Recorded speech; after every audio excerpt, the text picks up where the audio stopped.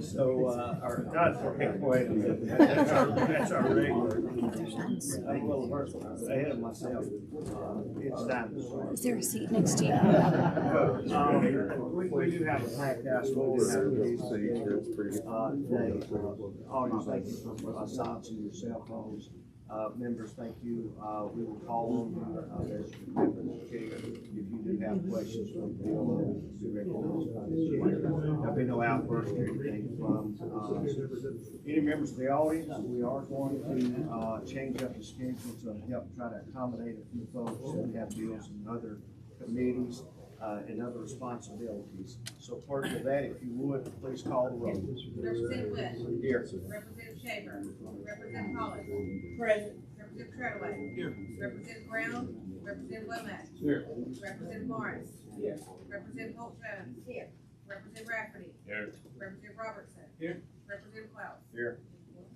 Thank you. We will begin with SB 311. Thank you, Mr. Chairman, ladies and gentlemen. This bill simply clarifies when the utility company looking for permits from MailDOT, just clarifies the length of time they had to respond back to so we can manage a permit process. I have a favorable report, a motion by Representative Klaus, a second by Representative Treadway. All those in favor say aye. Aye. Any opposition?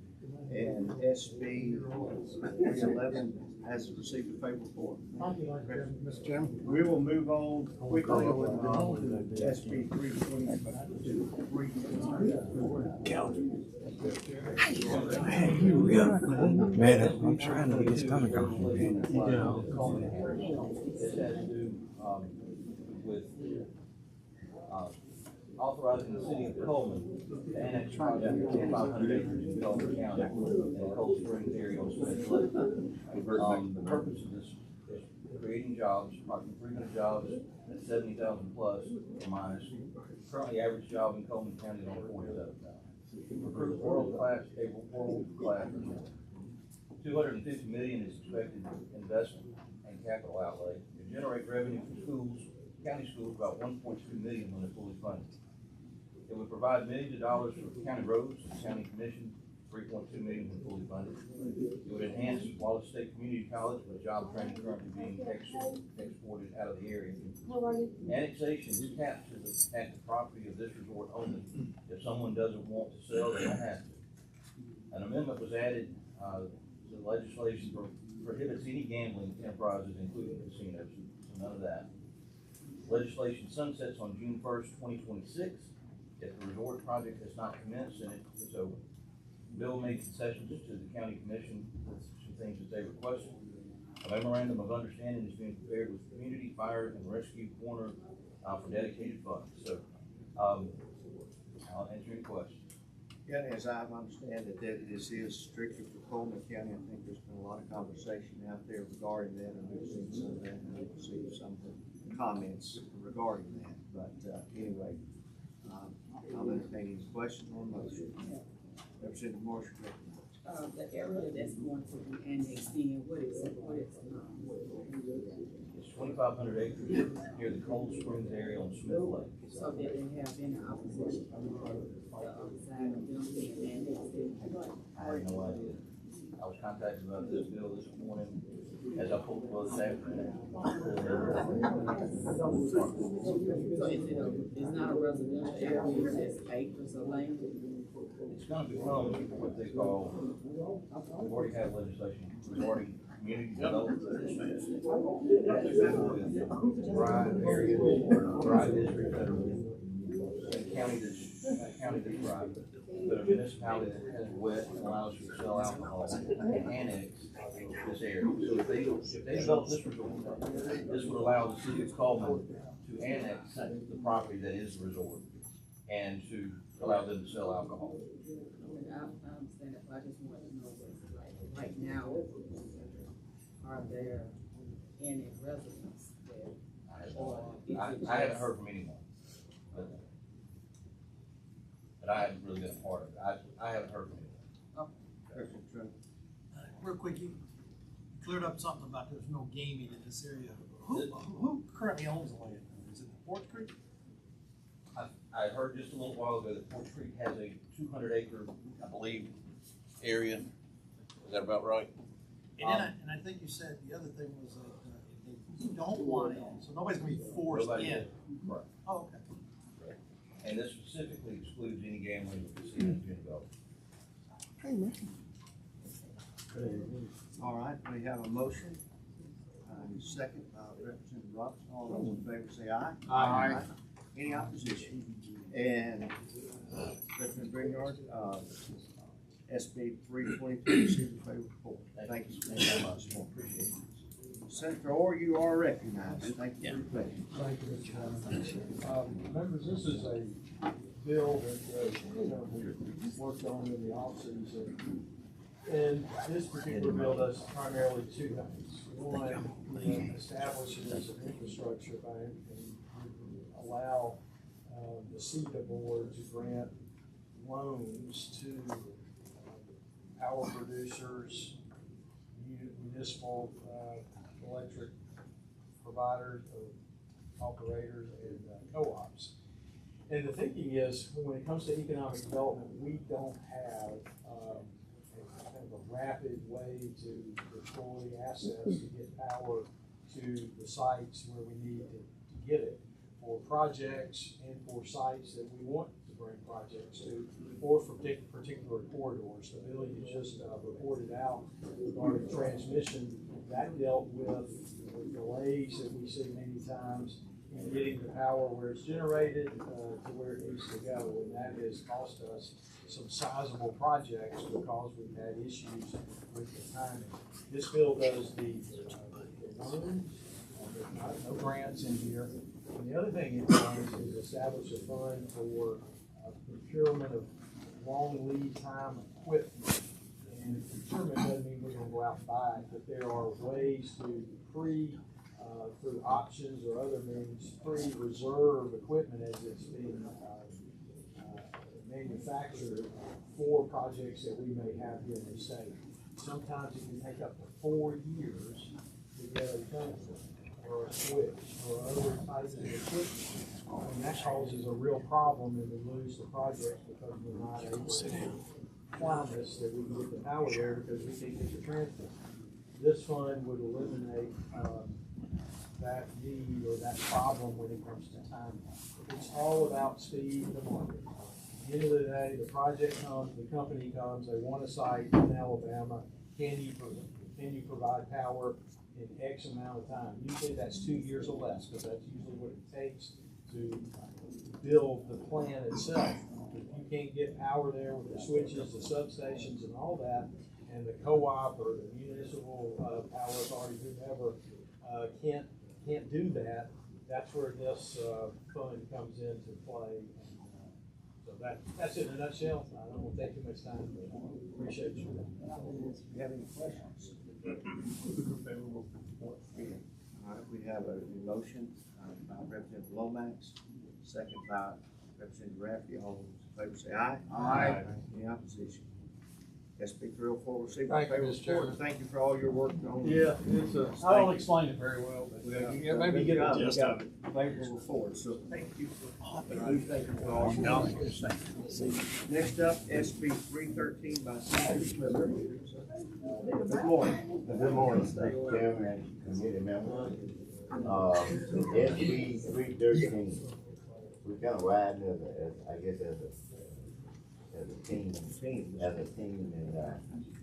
this energy funding bill amends the Alabama Code Section 41-10-629, which governs the Alabama 21st Century Fund, directs surplus funds from the Alabama 21st Century Fund toward energy, infrastructure, and economic development initiatives.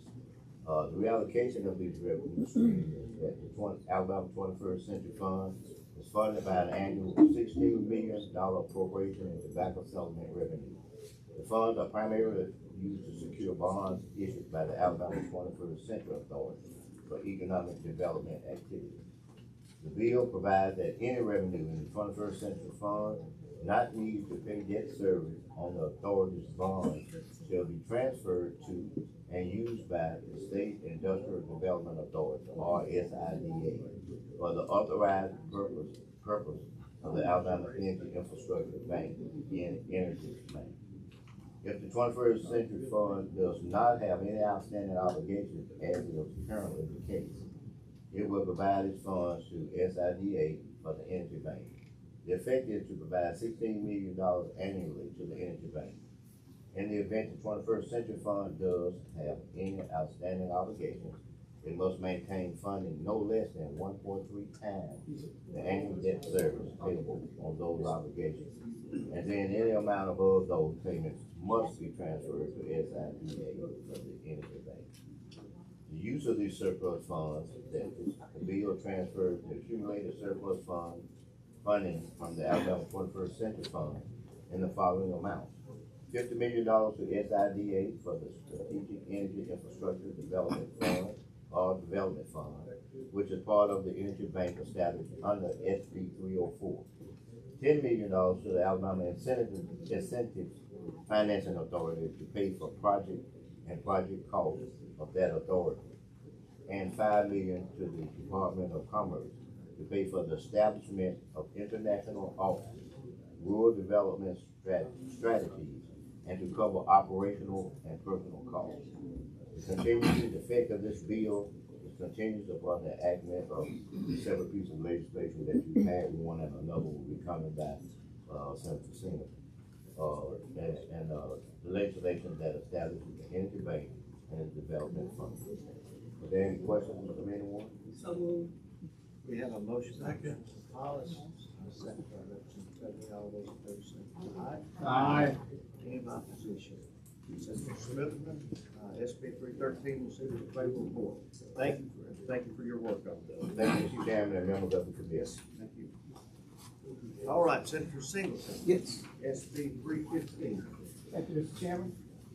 Mr. Chairman, as you see, we are all traveling that same, road, about this economic development. SB, 315 basically provides, under the existing law, the Alabama 21st Century Authority can issue bonds to help economic development and industrial recruitment, for the purpose of secured through the tobacco revenues. This is actually for $5 million for that fund to go to the Department of Commerce, which then will set up their reward program and also their international, set up their international offices. So that's basically what it does here. Same thing that Senator Smith talked about in that 21st century. If I'm not mistaken, this bill, it has a House companion bill that's already passed our committee by. Correct. We have a motion by Representative Robertson, second by Representative Hollis. All those in favor say aye. Aye. Any opposition? We have a favorable report. Senator Singleton, SB 316. Thank you. Thank you for your time. All right, Next, this is. 315. Okay, 316. SB 315. And now we are up to 316. Okay. SB 316. SB 316, we had last week, we had a public hearing on the distillery bill. And I guess if there are any other questions behind that, because we had it last week, people came pros and cons about it. It was up for the vote this time. We set up this tourism distillery where you can go in and do tasting on site in manufacturing to be able to bring off site certain amounts of alcohol could be sold. And what it does is also allows for a mixture. Say for someone want to be able to sell wine there, it also sell wine. And the emphasis of it is if you and your wife go there and you drink bourbon, she doesn't, she can drink wine, so she can be able to have a glass of wine while you're doing it, just tasting and sipping the bourbon. Or vice versa. Or vice versa. So I would, since we did have a public hearing. And after the public hearing, I was able to speak to some of the smaller distillers in our state. And our concern was that it was really only focused on one distiller. And we would truly like to look at opening up a distillery trail, much like some of our neighboring states. Well, we're doing a friendly amendment if you want to reduce I think we're at this point where we're going to move this particular bill this year. I think I've already talked with ABC and the distillers that they are on board with that. They like the concept. They're looking forward to joining, the trail in the future, and I look forward to working with them. I would love to do be a that. trail. So, anyway, with that, we will move forward with, and again, the small will be good. So, we have a motion by Representative Hollis. Second by Representative Morris. All those in favor say aye. Aye. Any opposition? No. All right. Thank you, Mr. Chairman, thank you, Does committee. receive a favorable report, and that is SB 316. Thank you. Thank you. All right, next is our, That was the deal. public hearing. This was about on the other side. Mr. Chairman, I apologize. There was an amendment was supposed to be put on this DOT. Someone on the prevailing side bring this back, bill back up. 316. If you don't mind, let me make sure I've got the amendment. Okay, I'm just getting it myself, so. Ooh, look like a substitute one in a minute. Thank you. Hold on, we don't have time to read that.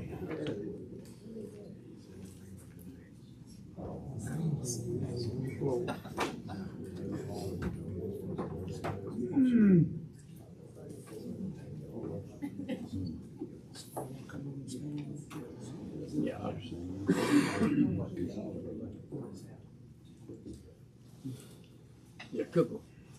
Cooper. Where's Cooper? Cooper, you wanna?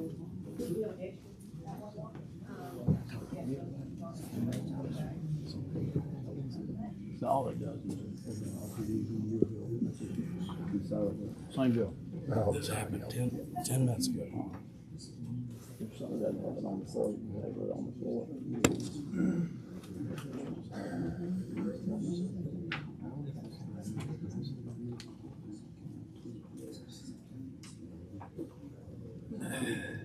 We've got some more copies. Or it says to consolidate. What page? SB 316. Do you know where it We've got consolidates? some more copies on the way with the land. Do you know where it says consolidation? The chairman, can you walk up and do you know like where it says like the consolidation of the RTDs and all that in there? Well, it says sub at the top of the attributes, and then the title, in the title reflects that it's consolidated. Okay. Yeah, you can explain it.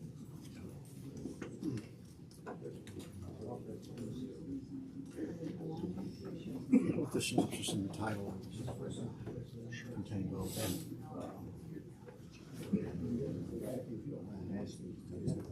think they want you to. Okay. More copies right here. Committee Thank members, you, this Norman. was brought to our attention earlier today. I know that this has been worked on, but I think they some want time, you but I would like, this is more of an amendment, this is a substitute, of SB 316. So if you would, Senator Singleton, explain the sub to our committee members. They may need to. Okay. They may need. And we have our trusted friends tell us exactly what we're looking at here. I'll be happy to step up and do You are that. recognized. Okay, this is a substitute to Senate Bill 316, and of course, Senate Bill 316 is for the new licensure category of educational tourism distilleries. And this substitute includes both the provision for licensing the educational tourism distillery and also adds a new licensure category for mixed spirit beverages. Those are the low liquor content, 7% and below liquor alcohol content beverages, and it provides for their distribution in the state of Alabama as a new licensure category for both existing wholesalers of beer and wine, and also for retailers for on-premises and off-premises consumption.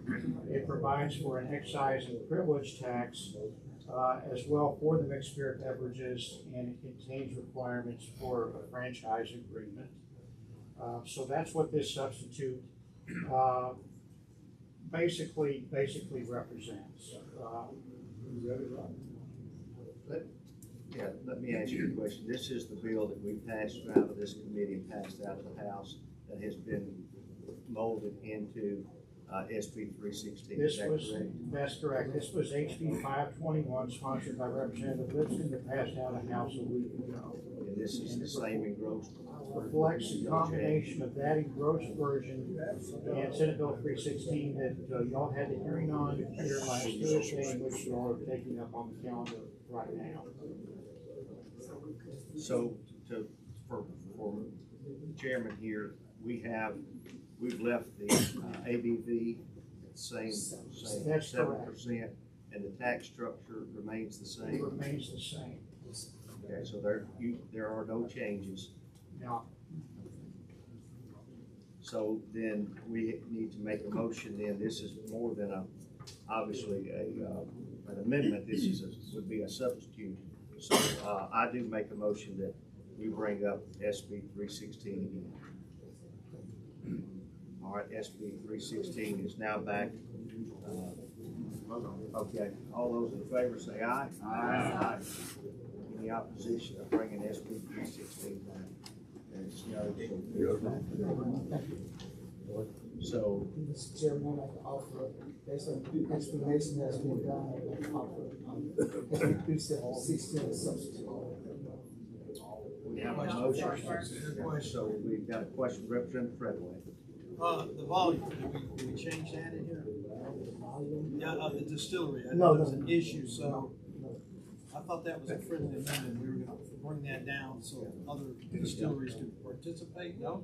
Yeah, so Representative Treadway, I had mentioned in the previous one in our discussion, I've talked with the smaller distillers, and they are currently working there, what it needs a bill for them to look like, so they're okay with this moving forward, and this break the ice for them. So they will be back. Look for next year, and I've told them that I would be glad to carry the bill next year to help incorporate them in the distillery. I have no issues with that, so, this is the first time I got a book like this, it was still hot, still ain't even cooled off. That's what we call hot off the press. Hot off the press. It was hot to me too. You don't have any issues with the other distilleries coming next year with, I don't, and not at all. I support them with the. Yeah, because I think that's very important for this committee, as we heard last week, is that we want to be able to support our smaller distilleries across the state and try to create that trail and this economic development, this tourism, and that's what we're about. So again, thank you, and we'd like to come back next year. I'm open to that. Let If I'm us so know. choose to carry it, I'm open to Yeah, thank you. All right, so, all right, Representative Class, you recognize. All right, so would you repeat again on, like, what you were saying about Lipscombsville, how it's incorporated with this? You talking about Lipscomb's ready to run bill? Yes, Representative Lipscomb's RPD that we passed out of this, out of the House, has been incorporated into, SB 316. So SB 316 has been substituted in this exact same bill that we passed. Make sure that we, Put Lipscomb's in here with us. and Representative Lipscomb has asked us to. And I have that same companion bill. Yeah. Representative Lomax. Make a motion to adopt the sub. Second. All right, Representative Lomax has made the motion. I have a second by Representative Hollis. All those in favor of, first we need to adopt the sub. This is to adopt the sub. So, with adoption of the sub, SB 316, all those in favor say aye. Aye. Any opposition? And the sub has now been adopted. Motion. Favorable report. All right, a favorable report. Motion by Representative Lomax, Representative Rafferty makes a second. All those in favor say aye. Aye. Any opposition? No. Ayes have it, and SB 316 as substituted receives a favorable report. Thank you, Mr. Chairman, and thank you, committee. All right.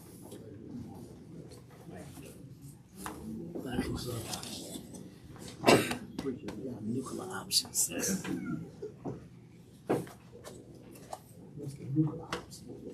All right, now we are on House Bill 489, which is a public hearing.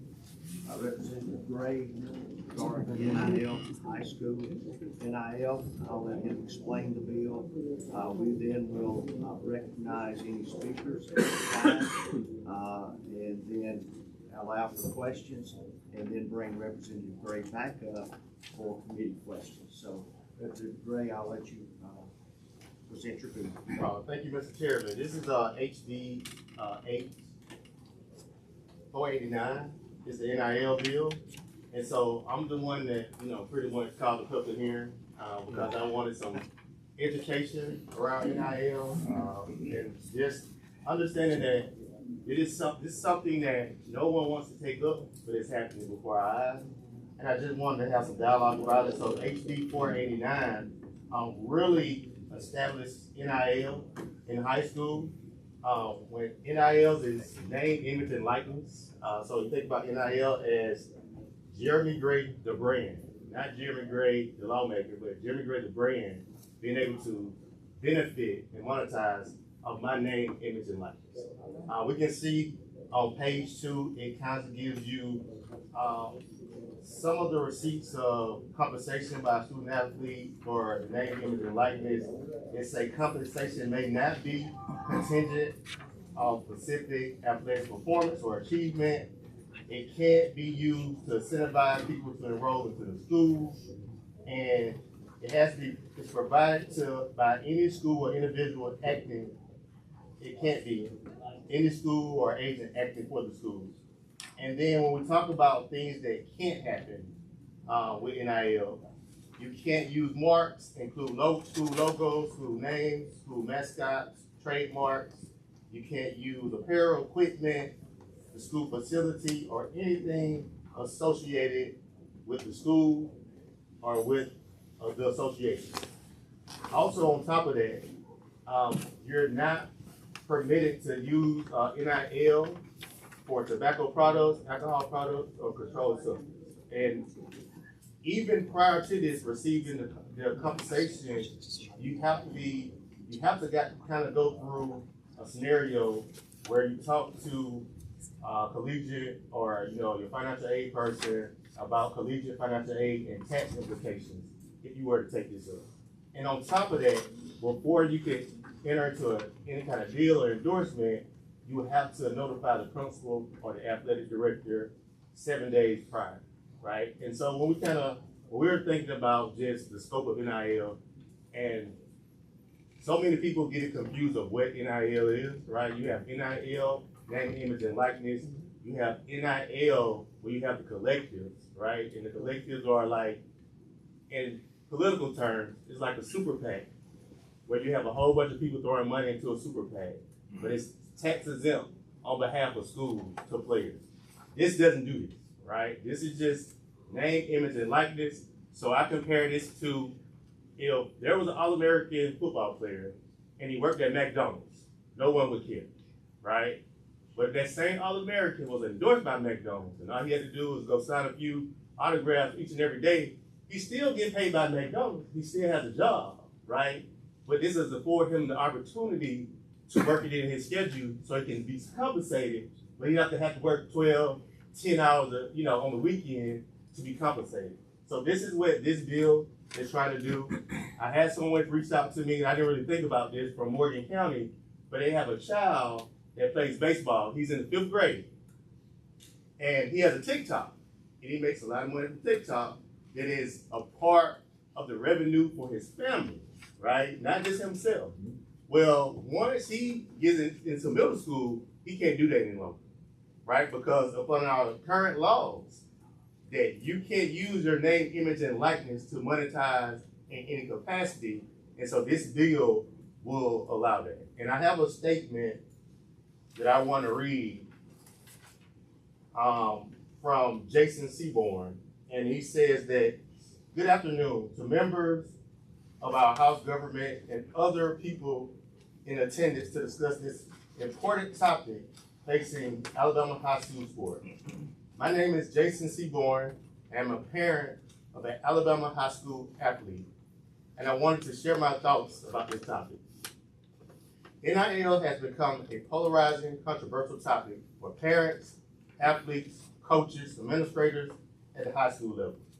In my opinion, it is an issue that needs to be navigated extremely careful, but at the same time deliberately in an order that simultaneously protects life-changing experience for high school athletics, but at the same time defend our young athletes' rights to work, earn wages in a legitimate, bona fide manner. NIL has been repeated so often in jargon that many forget and lose sight of its actual meaning behind the acronym: name, image, and likeness. Who among us would deny anyone the right to profit from their name, image, and likeness if done in a way that reflects the true spirit of that concept? There are corrosive aspects of money being introduced in a proximity to athletic performance and experience, the potential to subvert the universal accepted idea of fair competition in play, and not have high school sports devolve into a landscape dominated by those teams that have financial well-being to be able to dominate the court or the field. In the light of both points of view, I think it's vital for our state and our leaders to expeditiously, but equally consideration to find a way to develop a framework that allows students to earn financial gain in a way that is legitimate and is true to his name, image, and likeness, with also guardrails against scenarios that basically use it for the pay-to-play scenario. And so that was a statement by Jason Seaborn. We understand that his son is the quarterback at Thompson. And so that is all I have. I just want to, any questions or anything, then I can come back. Representative Gray, we'll bring you back up for questions in just a minute, but our first speaker, our only speaker on the topic today, Keith Harmon. You will have 3 minutes. Thank you. First of all, I want to say thank you for having me, allowing me the opportunity to speak to you today. I'm Keith Harmon, Executive Director of the Alabama High School Athletic Association. The mission of the AHSAA is set forth in our Constitution, and it is to promote pure amateur athletic competition in the high schools in Alabama. As a leader, I strive to be proactive, and I'm sure you as leaders understand that most of the time it's important to be first or near the beginning of any movement. I believe this is unique. I believe this is different because we're an organization that follows our rules that are established by our member schools through a solid legislative process. Although not perfect, we can count on a legislative process that allows all 8 districts, class 1A through 7A, to propose and pass our rules that we enforce. We recognize that the athletic landscape is evolving. Our goal is to thoroughly study NIL, especially the potential for unintended consequences. If NIL is eventually adopted by our membership, we must ensure we avoid the mistakes that are being made at the collegiate level and other areas where it's being implemented. I think it's safe to say that no one is satisfied with the current state of collegiate athletics. We don't want to go down that same road. We will continue to champion amateur athletics. We don't want to rush into changes that could be detrimental. We are education-based. We have an educational mission, and we must carefully consider our educational mission in everything that we do. NIL would necessitate significant adjustments to many existing member-written rules. In closing, we are committed to thoroughly studying all facets of NIL, and we trust our legislative process as we work through this evolving issue. Thank you for your time. Members, do we have any questions? Just one. I got a question. How many states currently have something like this? So I think we're somewhere around the high 20s to 30s. 38 states. 38. Okay. So it's growing. It's almost everybody around us has it. Thank you. Representative Grace, if you'd like to speak. Representative Hollis has a question. I have a question. So I need to know this because I got 3 nephews. 2 in football and 1 in soccer. And so you said their name, image, and likeness. Yeah. When you say likeness, what do you mean? So you know how when you're on social media and you see these influencers who have millions of followers, right? They don't just have millions of followers, they also have millions of dollars, because on top of those followers, they're getting you by product, they're getting you to like who they are as a product, and as you're liking them, you're liking the things that they do. Right. Okay, I get that. 'Cause one of my nephews do have that, and he explained it to me. So, and I didn't know that it was like that. Oh, it's a thing. Yeah, it is. Yeah.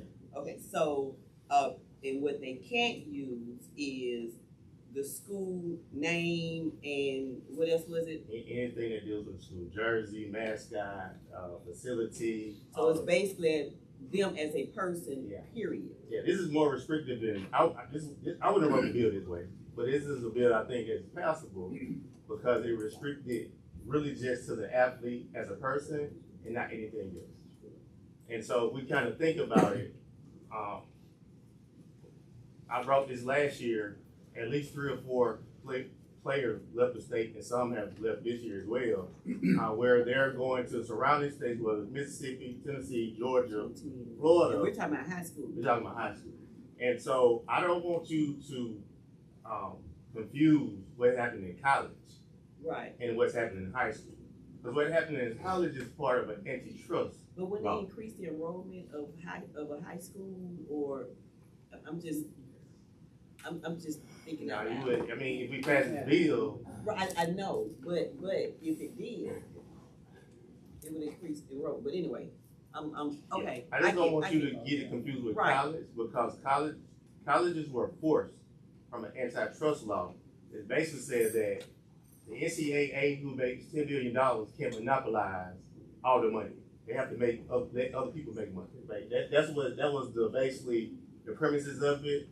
It started back in the 80s with a guy named Ed that played at UCLA, and he said that he was tired of walking around campus seeing his jersey sold for $75 and he would get in it, right? And so that is separate. That comes with collectives. That comes with revenue sharing is the other thing they're trying to do in college.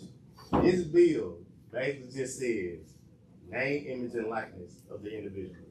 Which has nothing to do not confuse it with okay. any of the other things. Okay. It's just name, image, and likeness. Okay, I get it. So one more. So like if a kid has a popular TikTok and all that stuff, like my nephew, and then when they get off into that, then they would have to stop or cut out the TikTok because he's associated with a particular school. Yes. So I got to send him out of town Yes. to another state. But I'm not asking for a vote. This is more education. I understand that sometimes it takes a little talking about it over and over. Oh, I get it. And maybe when we come back in session, the association will come to some kind of agreement to get this going. But it's just, for me, someone who played college football, 3-sport athlete, recruited by everyone, Alabama, Auburn, Clemson, you name it. I just think it's my duty to actually push this generation forward and to understand the value of kids being able to earn money and have rights to. Yeah, that would be, I have more of a statement, that would be more of us moving into the generation that's coming up, right? Because sometimes we start legislating and doing things based on past endeavors and not moving things where they should be, even though we see it moving around us, right? So one of the bills that came up was dealing with computer science, and I was like, in one of our other communities, I was like, I hate computer science, but computers are moving. So do I stop it because I hate computer science, but I know it's moving? So that's where we are right now. I think that we're dealing with a young person's image, their likeness, and who are we to stop somebody from using their own image. It has nothing to do with the school. It's just me being Tashina Morris because I am my brand. Tashina Morris is my brand. That's it. Any other questions? Representative Gray, I do have a few questions regarding this. I'm not a fan of what NIL has done with the college. I think NIL has not only kicked the door off of it, I think it's ruined college football as I know it, as athletics as I've known it. There's no loyal teams anymore. There's no loyalty to a program, etc. So I'm not a fan of what's happened in the college, and I can't find any that there are very many people that are. But are you concerned about schools using this for recruiting? No, because to be honest, you want me to be frank, right? You want to be frank. Someone who understands what the bodies are. You already get recruited. You already get paid.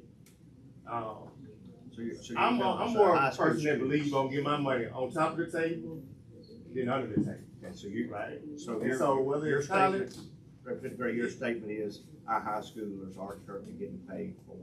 You good, you getting paid. Okay, all right, thank you. How are you going to prevent compensation to students to enroll or remain in a specific school? Again, because that's in your bill. Yeah. Again, right? In my bill, it establishes a framework that says you can't do that, right? Yeah. Whether we pass this bill or not, and I think I keep saying whether we pass it or not, it's gonna happen, right? And not being, I'm not whistleblower or anything like that, but what I'm saying is that it's happening all around here, right? And my thing is that I'd rather be pro-Alabama and keep the kids in Alabama than to ship them off to the surrounding states, because they're gonna leave each and every year. So, we're creating a law, we're drafting a law. Right. Who, and if there are violations to this law, who, number one, will enforce the law, and who will be the held responsible party? Would it be the parent, or the child, would it be the school system, or the donor? So since this is just framework, and it's gonna be under the privy of the association, Alabama High School Athletic Association, they will either have to create that framework or bring some kind of third party to do that framework like it's done in other states. Now, if you want me to draft a bill and some more detail and telling them what to do, then I can do that. But this is just more of a framework to give them the opportunity to actually do it. And then my final question, unless anyone else has any questions, who actually enters into the contract? Is it the child or the parent? Both, because they're minors, and so I had another bill that I didn't bring up because it was tied to gaming, but what a lot of times that you want to happen is kids to go through some kind of module or some kind of certification program to teach them about financial literacy. You want to teach them about drugs and alcohol, all these different things. You want to have a framework to actually help the parent and the teacher understand what they're getting into. Yeah, let me finish up. I just, I think high school is supposed to be about learning and growing, and not necessarily about chasing sponsorships and endorsements. So, Representative Gray, thank you. We have one other question. Well, pretty much of a statement, this is somewhere like the bill that Cal South passed, but we was dealing with college students, and I remember it was in state government.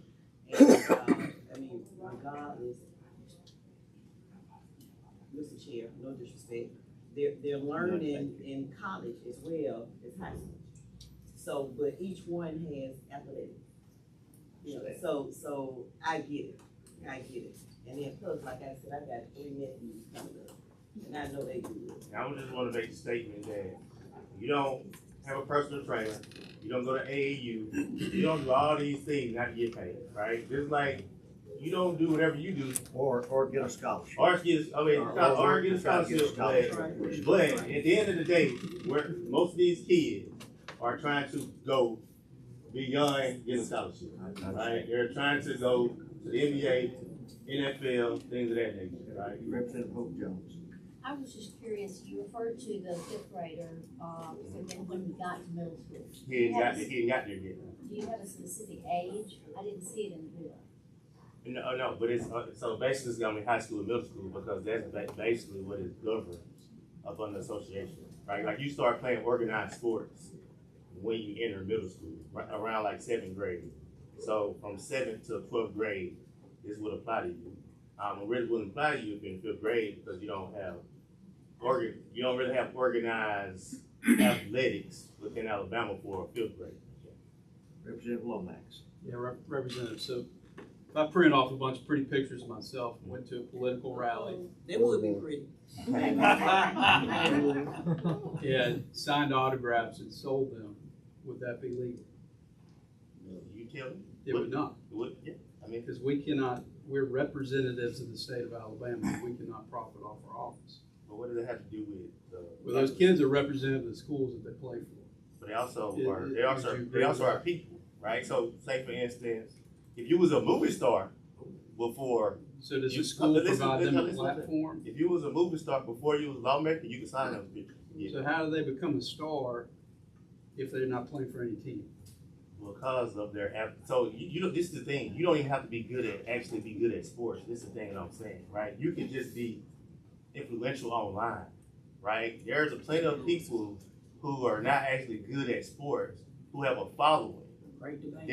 that essentially makes money off their following. If you want to look at it, gymnastics doesn't make a lot of money, right? But you have a gymnast on LSU that has 5 million followers, and her valuation is $2 or $3 million, right? It's not based off if she's good at gymnastics. It's really based off she just a lot of people follow her, and they're gonna follow and do things that she does at the end of the day. So that's what it's based off of. We can't compare, what we can do to what athletes do. We can't do a lot. Yeah, I think it's a completely separate argument then, because we have the, you're saying that this was all through the high school athletic association, so. Representative Gray, thank you, today for your presentation and discussion regarding your bill. Yes, sir. No votes. Clerk, I would like to recall SB 90, back up, and I make a motion to do so. I have a motion and a second of Representative Hollis. All those in favor of recalling SB 90 back up, signify by saying aye. Aye. Any opposition? Ayes have it. I'd like to make a motion to give SB 90 a favorable report as previously amended. We have a second by Representative Morris. All those in favor say aye. Aye. Any opposition? No. And the ayes have it, and SB 90 has a favorable report. Thank you. Motion to adjourn. Motion. Thank y'all.